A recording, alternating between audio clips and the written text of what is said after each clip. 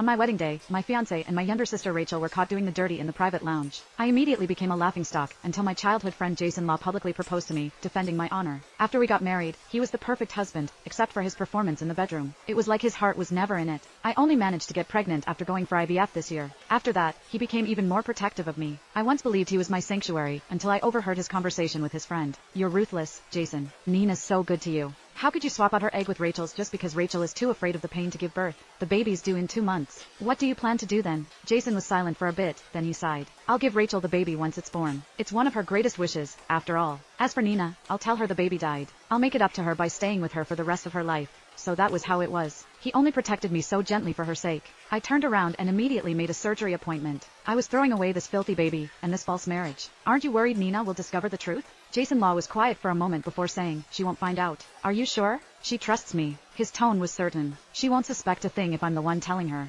After another short silence, his friend said, as long as you don't regret it. Jason chuckled lightly. I won't. So that was how it was. I stood outside the door, my nails digging into my flesh. It hurt so much, but I was going numb. I had only come here to bring him some clothes. It was getting cold, and I was worried he was not wearing enough layers. Now, however, I felt like my heart was being sliced open. A cold wind blew through my chest. I stumbled home, too exhausted to even turn on the lights. My knees buckled and I collapsed onto the couch, curled up and shivering. I felt nauseous and dizzy. Tears spilled from my eyes soundlessly, but I did not have the energy to wipe them away. The doorknob clicked. He was back. I heard the sound of his leather shoes approaching. He walked up to the couch and bent down slightly, his voice gentle and worried. Why didn't you turn on the lights? The maid said you haven't eaten. Are you feeling sick again? He reached out to push the hair out of my face, his eyes filled with concern. Nina, what's the matter? He then crouched down, putting his hand over mine. His tone was gentle. If you don't eat, it's bad for the baby. I looked straight into his tender gaze. So love could be entirely an act. For years ago, my fiancé and my younger sister were caught having an affair at my wedding. My parents forced me to hand over my fiancé, saying family protected each other.